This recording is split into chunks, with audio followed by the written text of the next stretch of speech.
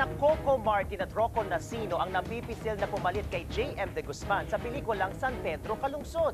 Sino kaya sa kanilang dalawa ang dapat na mapili? Yan ang ating tututukan sa Punto por Punto. Ang latest, J.M. De Guzman, umatras nga ba sa pelikulang San Pedro Calungsod, Batang Martir? Ang kapalit ng controversial actor sa inaabangang biofilm ng taon. Malalantad, ang latest Punto por Punto. Marami ang nag-aabang sa big showbiz comeback ng controversial actor na si J.M. De Guzman sa upcoming Metro Manila Film Festival entry na San Pedro Calungsod, Batang Martir. Pero sa kasamaang palad, kumpirmado, hindi na si J.M. ang gaganap sa biofilm ng Santo. Ayon sa writer-director ng pelikula na si Direk Francis Villacorta. Mismo nga ng aktor na si Roniel De Guzman ang nakiusap sa kanya na hindi na kayang panindigan pa ni J.M. ang pelikula. Pagdedetalye pa ni Direk Francis, winidraw raw ng ama ni J.M. ang partisipasyon ng kanyang anak sa proyekto due to health reasons. Matatandaan kamakailan lamang, lumabas ang balitang ipapasok na di umano sa isang rehabilitation facility ang binatang aktor. Sa pagputok ng isyong ito, agad namang lumabas ang ilang pangalan na posibleng gumanap sa nabakanting role. Dalawa sa matutunog na pinagpipilian ay sina Rocco Nacino at ang Prince of Philippine Indie na si Coco Martin. Pero sa huli, napasa kamay ng kapuso aktor na si Rocco Nacino ang papel ng Batang Santo. Paliwanag pa ni Direk Francis, bukod sa malaki ang pagkakahawig ni Rocco kay San Pedro Calungsod, hindi na raw bago para sa kapuso leading man ang papel na ito dahil minsan na raw niya itong ginampanan sa isang historical docudrama. Ang latest Punto por Punto. So dalawang aktor pala ang pinagpipilian para pumalit kay J.M. De Guzman para sa isang napaka-masantong role. Alam mo, nung Sabado, naglabas ng isang artikulo si Ricky Lo na yung tatay ni J.M. ang nagsalita at ikinuwento ko ano ang kanyang kalagayan ngayon. Sinabi naman daw na gross exaggeration daw na sabihin na naghihirap si J.M. na namamalimos halos. Pero ang maganda nito is napaka-honest ng father na pag-admit na totoo na nag-rehab si J.M. May pinagdadaanan May yung pinagdadaanan siya at saka he is on his way towards recovery.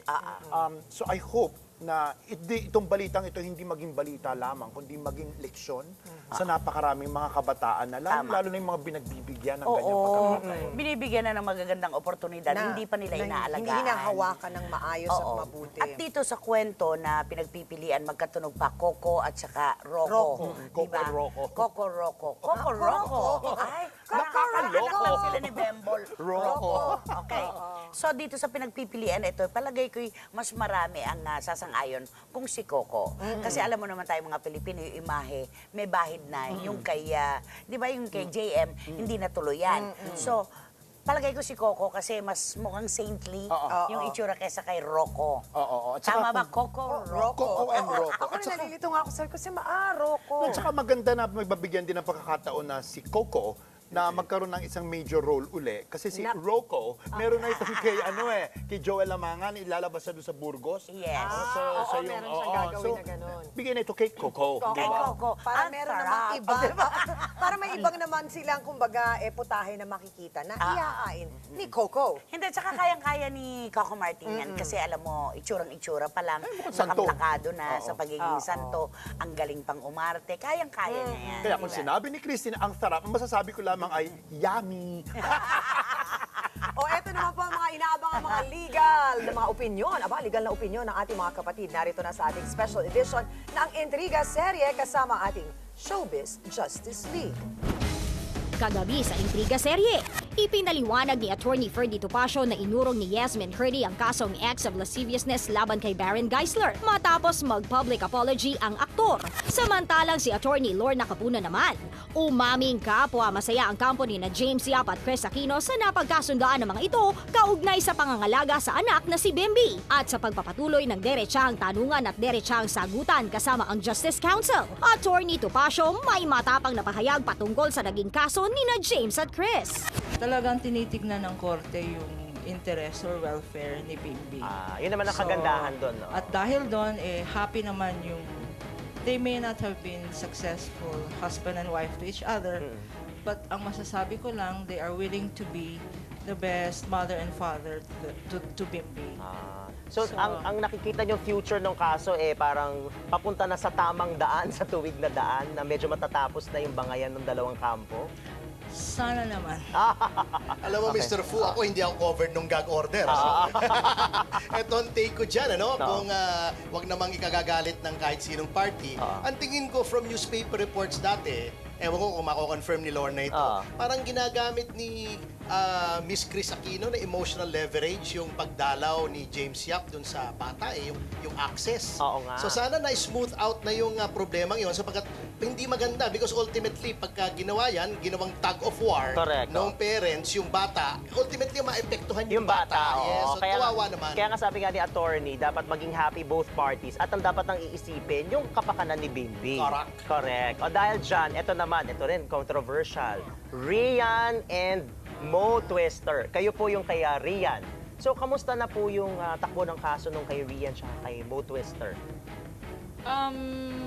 Complicated yung kaso, no? Ang final ni Rian is request, a prayer for a temporary protection order na grinant ng court at ngayon dahil sa mga pinapalabas naming ebidensya ay naging permanent protection order. Okay. Ang problema dyan sa social media at sa twittering, si Mo wala dito sa Pilipinas. Correct, oo. So how do you implement? Ang tanong, paano mo mai-implement yung tinatawag na protection order? Hindi mo naman siya ma-aresto unless Umuwi siya rin. ikaw pupunta sa New York, no? Pwede yun. Oo. Pero mag-a-apply ka sa New York court, no? Kasi yung mga warrants of arrest, restraining order, limited to Philippine jurisdiction, tsaka specific area. Nakakuha kami ng permanent protection order at tinanong namin sa judge, how do we serve this? Yun, Ferdy, no? How do you serve a protection order kung wala ang naman yung tao? accused nasa abroad? Extraterritorial, ano? Although he continues to Twitter. Correct. Wala siyang pakialam sa order ng court because hindi naman siya maaresto. He continues to Twitter and saying he is no longer a resident of the Philippines and yet, meron pa rin siyang show. Oh, yes. Oo. Nagpo-broadcast pa rin siya ng show from wherever he is. Yes, So, oo. tanong namin sa court, if that is how he operates, di pwede bang ilagay din sa Twitter o ilagay din sa social media yung order ng court? Oo. Di ba? Dapat kasi si Mo matapang lang siya kasi malayo beyond siya. the reach of our law siya kung talagang matapang siya, umuwi siya rito. Diba? Harapin niya. Kung talagang seryoso yung kampo ni Rian, ganun ang gagawin. Makikipag-coordinate kumbaga kung nasaan ang location ni Mo para lang makasuhan siya o mapatigil siya. Kasi yung way of, for example, yung Twitter, di ba, pwede siyang gumawa pa rin ng damage kay Rian. So, anong pwedeng gawin na talaga ni Rian is yung kampo ni Rian? Well, that is why nga, ang sinasabi nila, it must be, sabi ng lawyer niya, it must be actual service. How will you serve naman, ano? Nag-serve na kami sa bahay niya. Wala naman doon. Nag-serve kami sa station niya. Wala rin doon. So, can we serve by Twitter? Can we serve by, di ba? Facebook? By Facebook. So, Sa status nyo. lahat nga ng mga problema ngayon sa movie industry, tsaka ng mga lawyers, itong ginagamit na social media to damage reputation. Sa gitna ng hinaharap na problemang ito ng kampo ni Rian, Attorney Kapunan may sentimiento kaugnay sa matagal ng pag-usad ng batas. Our laws have not developed as fast as social media. Unfortunately, yung mga masasamang tao ay ginagamit nga, taking advantage of that situation. Abangan ang mapangahas na pahayag na ito ni Attorney Lorna Kapunan. Kasama pa rin si Attorney Ferdy Topacio at sa issue tungkol sa di umano'y domestic violence na mag-asawang Raymart Santiago at Claudine Barreto.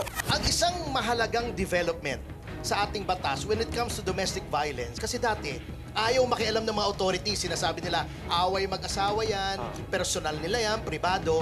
Ang filosofiya ngayon ng batas ay, domestic violence is a concern of society. Ang pagpapatuloy ng derechahang tanungan at derechahang usapang ito kasama ang Justice Council. Muling abangan bukas dito lang sa Intriga Serye. Ang mga maiinit na chika na kukumpleto sa inyong gabi isusunod na. Dito lang kayo sa Ang Latest. Ang latest na naglalaki ang event sa loob at labas ng showbiz, raratsyada na. Ang latest endorser ng Nise Skin and Face Care ipinakilala na. Mga bagong produkto nila ipinagmalaki. Ako, more of a soap and water type of guy ako eh. Sensitive din yung balat ko sa iba't ibang produkto na nagamit ko na dati. Pero nung trinay ko yung Blaze Skin product, napansin ko na hypoallergenic pala siya at dermatology approved and tested. Magaan siya sa mukha, hindi siya matapang. Kaya sabi ko, kakayanin ko to as a male routine bago matulog at pagising sa umaga. Ang latest at hottest party na hatid ng Air 21 ipinasilip na. Kabayanihan 34th anniversary matagumpay. Air 21 is celebrating its 34th anniversary. And this is also a Thanksgiving party to all our suppliers, partners, and customers. Sa lahat ng suppliers, the truck providers, and at the same time, the suppliers that are helping us, maraming salamat po. Utang na loob namin sa inyo ang 34 years na pag-existence namin dito sa industriya. Salamat pong marami. Kaya mga kapatid, tutok lang dito sa Ang Latest para lagi kang updated sa happenings at chika. Susunod, Richard Gomez desidido pa rin daw tumakbo sa susunod na eleksyon. Pelikula nila ni Don Zulueta, tuloy na. Ang Inside Report, abangan. Young actress, loud and proud sa pagsabing crush na ang hunk actor na kasama niya sa iisang TV network. Ang tanong, type kaya siya ng hunk actor na ito? Sino sila? Abangan ang clues mula sa walang kasing sayang si Shalala. Ito at ang iba pang mga nag-iinit na showbiz updates sa pagbabalik ng Ang Latest Update.